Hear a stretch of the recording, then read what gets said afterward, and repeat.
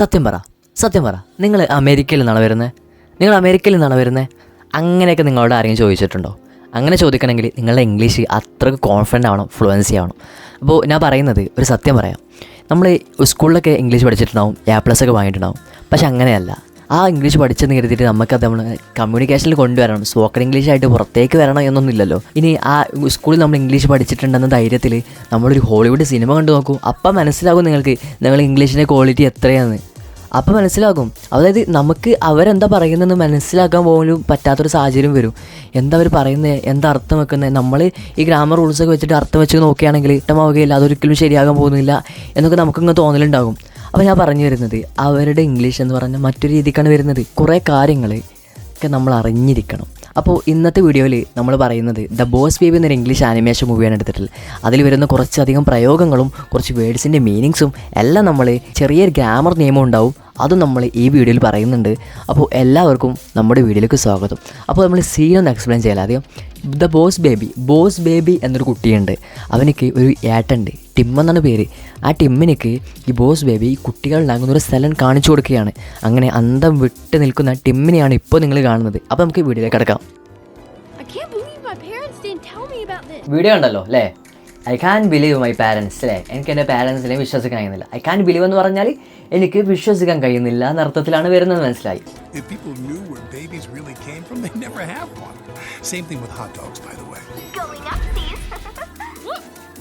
അപ്പം അടുത്തത് അബ്സീസ്. എന്തായിരിക്കും അബ്സീസ് എന്നതിൻ്റെ അർത്ഥം? ആക്ച്വലി അബ്സീസ് ഒക്കെ എന്ന് പറഞ്ഞാൽ ഒരു ബേബി ലാംഗ്വേജ് ആയിക്കോട്ടെ. നമ്മൾ മുതിർന്നവരൊന്നും ഈ അബ്സീസ് ഒന്നും ഉപയോഗിക്കരുത് കേട്ടോ. ഈ അബ്സീസിൻ്റെ അർത്ഥം എന്നെ ഒന്ന് എടുത്തു പൊക്കൂ, എന്നെ ഒന്ന് എടുക്കുമോ എന്നൊക്കെ പറയില്ലേ?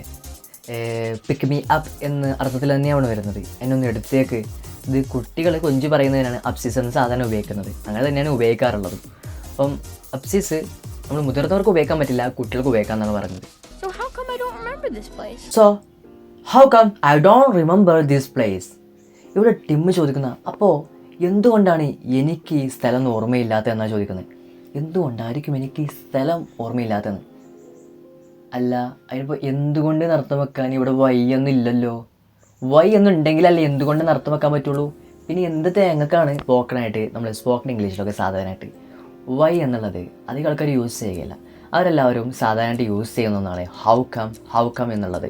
ഹൗ കം എന്ന് തന്നെയാണ് അവർ സാധാരണയായിട്ട് സംസാര ഭാഷയിലൊക്കെ യൂസ് ചെയ്യാറുള്ളത്. ഈ വൈ എന്നൊക്കെ പരമാവധി ഒഴിവാക്കിയിട്ട് ഹൗ കം എന്ന് നമ്മൾ പ്രയോഗിക്കാൻ നോക്കുക. അടുത്ത സംഭാഷണങ്ങളിൽ നമ്മൾ ഹൗ കം എന്ന് പ്രയോഗിച്ച് നോക്കും. നല്ലൊരു ഡിഫറൻസ് ഉണ്ടാകും. അത് തമ്മിലുള്ളൊരു ചെറിയൊരു ഗ്രാമർ പോയിന്റ് പറയാണ്ടത് കുറച്ച് കഴിഞ്ഞിട്ട് പറയാം, അല്ലേ? വേണ്ട, ഇപ്പം എന്താ പറയാം. ഇപ്പോൾ പറഞ്ഞ പ്രശ്നം ഇപ്പം തന്നെ വൈ എന്ന് ഉപയോഗിക്കുമ്പോൾ ചോദ്യ രൂപത്തിൽ വാക്കുകൾ മാറ്റണം, ചിലത് അങ്ങോട്ടും ഇങ്ങോട്ടേക്ക് ഇട്ട് കൊടുക്കേണ്ട ആവശ്യമില്ലേ? പക്ഷെ നമ്മൾ ഹൗ കം എന്ന് യൂസ് ചെയ്യുകയാണെങ്കിൽ അങ്ങനെയൊന്നുമില്ല. സ്ട്രൈറ്റ് ആയിട്ട് അങ്ങ് പറഞ്ഞാൽ മതി. How come you are crying. മറ്റേത് why are you crying, how come you are crying. ഇത് രണ്ട് നല്ല ഡിഫറൻസ് ഇല്ലേ? ഇതിൽ ഏറ്റവും സിമ്പിളായിട്ട് നമുക്ക് പറയാൻ പറ്റുന്ന ഏതാണ്? How come you are crying എന്നല്ല, how come you are crying എന്നാണ് നമുക്ക് സിമ്പിളായിട്ട് പറയാൻ കഴിയുന്നത്. അത് തന്നെയാണ് എളുപ്പം. അപ്പോൾ അത് പ്രിഫർ ചെയ്യുക. ഹൗ കം എന്ന് സാധാരണയായിട്ട് എന്തുകൊണ്ട് അല്ലെങ്കിൽ എങ്ങനെ സംഭവിച്ചു എന്നിടത്തൊക്കെ നിങ്ങൾ ഹൗ കം എന്ന് പരമാവധി ഉപയോഗിക്കാൻ നോക്കുക. പാസിഫൈസ്. ഈ പാസിഫൈസ് എന്ന് കേൾക്കുമ്പോൾ തന്നെ ഈ പാസിഫൈ എന്ന് പറയുന്ന അർത്ഥം സമാധാനിപ്പിക്കുക എന്ന അർത്ഥം. അപ്പം ഈ പാസിഫൈസ് കൊണ്ട് ഉദ്ദേശിക്കുന്നത് ഇവിടെ ഈ കുട്ടികൾക്ക് അവരുടെ വായിൽ വെച്ചെടുക്കുന്ന സാധനം, ഇവിടെ ഫോട്ടോ കാണിക്കാം, ആ സാധനത്തിനാണ് പാസിഫൈസ് എന്ന് പറയുന്നത്. ഇത് കുട്ടികളാണ് യൂസ് ചെയ്യുന്നത്. കുട്ടികളുടെ വായിൽ അവരുടെ സമാധാനത്തിന് വേണ്ടിയിട്ട് അവർ ആ റബ്ബർ പോലത്തെ സാധനം കടിച്ച് പിടിച്ചിങ്ങനെ കടിക്കും. അത് അവരുടെ സമാധാനത്തിന് വേണ്ടിയിട്ടാണ് കൊടുക്കുന്നത്. അപ്പോൾ പാസിഫൈസ് എന്ന് പറയുന്നത്. പാസിഫൈ എന്നൊരു വേർഡ്സിൽ നിന്നാണ് ഈ പാസിഫൈസ് ഉണ്ടാകുന്നത്.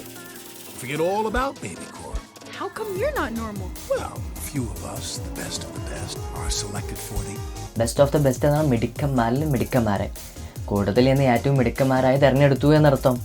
Is the best of the best in our team എന്ന് ഉദാഹരണം പറയാം.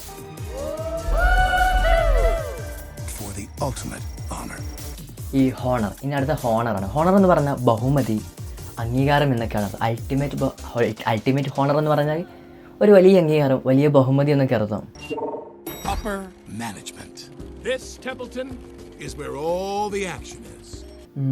അടുത്തത് where all action is എന്ന് പറഞ്ഞാൽ പ്രധാനപ്പെട്ട കാര്യങ്ങൾക്ക് നടക്കുന്ന ഇവിടെയാണെന്ന്. ഒരു സ്ഥലത്തെ ഏറ്റവും പ്രധാനപ്പെട്ട അല്ലെങ്കിൽ രസകരമായ കാര്യങ്ങളൊക്കെ നടക്കുന്നത് എവിടെയാണോ അതിനെപ്പറ്റി പറയാൻ ഇത് ഉപയോഗിക്കാം. നമുക്കൊരു കാര്യം പറയാം, ഒരു ഉദാഹരണം പറയാം അല്ലേ. Don't sit at the corner don't sit in the corner come to the kitchen that's where all action is. അടുക്കളയിലാണ് ചർച്ചകൾ നടക്കുന്നത്, നീ അങ്ങോട്ട് വാന്ന്. മൂലയിൽ ഇരിക്കല്ലേ, അടുക്കളയിലാണ് ചർച്ചകൾ നടക്കുന്നത്, അങ്ങോട്ട് വാന്ന്.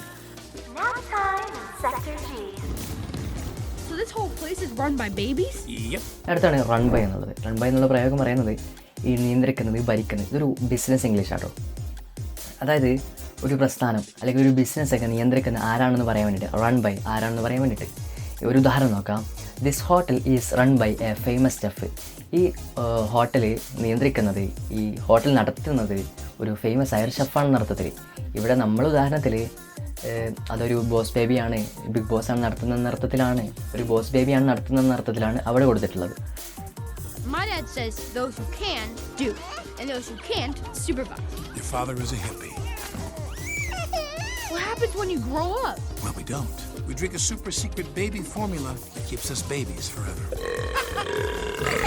That's well! Formula break is over. We're in a crisis here. Don't you know we're in a crisis here? What is that? That is my boss, Big Boss Baby. What is she screaming about? Well, see this pie chart? Wow, It represents all the love there is in the world. I love pie. Who doesn't? I love pi. Who doesn't എന്തായിരിക്കും? Who doesn't എന്നതിൻ്റെ അർത്ഥം എന്തായിരിക്കും? തീർച്ചയാണ്. നിങ്ങളോട് ഒരാൾ ചോദിക്കുകയാണ് നിങ്ങൾക്ക് ബിരിയാണി ഇഷ്ടമാണോ ചോദിച്ചാണ്. അപ്പോൾ നിങ്ങൾക്ക് എന്താ പറയുക? ബിരിയാണി ഇപ്പോൾ ആർക്കാ ബിരിയാണി ഇഷ്ടമില്ലാത്തതെന്ന് പറയില്ലേ? അത് തന്നെയാണ് ഐ ലവ് പൈ. അവൻ ഐ ലവ് പൈ, ഞാൻ പൈ ഇഷ്ടപ്പെടുന്നു എന്ന് പറയാം. പൈ എന്ന് പറഞ്ഞാൽ ഈ പൈ ഡയഗ്രാം ഉണ്ടല്ലോ, അതിനാണ് പൈ എന്ന് പറയുന്നത്. അപ്പോൾ പൈ ഇഷ്ടപ്പെടുന്നു. ഹൂ ഡസിൻറ്റ് ആർക്കാത് ഇഷ്ടമില്ലാത്തത് എന്നൊരർത്ഥത്തിൽ, ആർക്കാണ് ഇഷ്ടമില്ലാത്തത് എന്നർത്ഥത്തിലാണ് ഈ ഹൂ ഡസിൻറ്റ് എന്ന് വരുന്നത്. Point is, the puppy slice is getting bigger and bigger. നമ്മൾ പറയില്ലേ മലയാളത്തിൽ കാര്യം എന്താണെന്ന് വെച്ചാൽ, എന്താ പോയിൻ്റ് എന്താണെന്ന് വെച്ചാൽ, അല്ലെങ്കിൽ ചുരുക്കത്തിൽ പറഞ്ഞാൽ അങ്ങനെയൊക്കെ ഏതർത്ഥത്തിനും വെക്കട്ടോ. ദ പോയിൻ്റ് ഈസ് നമുക്ക് എവിടെ ഉച്ചരിക്കാം. കുറേ കാര്യങ്ങൾ സംസാരിച്ചിട്ട് പ്രധാനപ്പെട്ട ഒരു കാര്യത്തിലേക്ക് നമുക്കൊന്ന് കടക്കാൻ വേണ്ടിയിട്ട് ദ പോയിൻ്റ് ഈസ് എന്ന് പറഞ്ഞാൽ തുടങ്ങിയാൽ മതി. They're stealing all our love. Oh, just like you did to me. Exactly.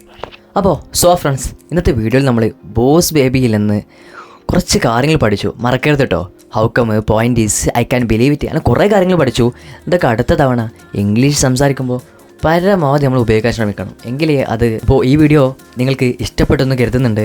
ഇതുപോലത്തെ മൂവി സീനുകൾ വെച്ചിട്ട് ഇനിയും വീഡിയോസ് വേണമെന്നുണ്ടെങ്കിൽ, ഇനിയും ക്ലാസ്സുകൾ വേണമെന്നുണ്ടെങ്കിൽ നിങ്ങൾ കമൻറ്റ് ബോക്സിൽ അറിയിക്കുക. സബ്സ്ക്രൈബ് ചെയ്യുക, ലൈക്ക് ചെയ്യുക. അപ്പോൾ അടുത്ത വീഡിയോ ആയിട്ട് കാണാം. ബൈ.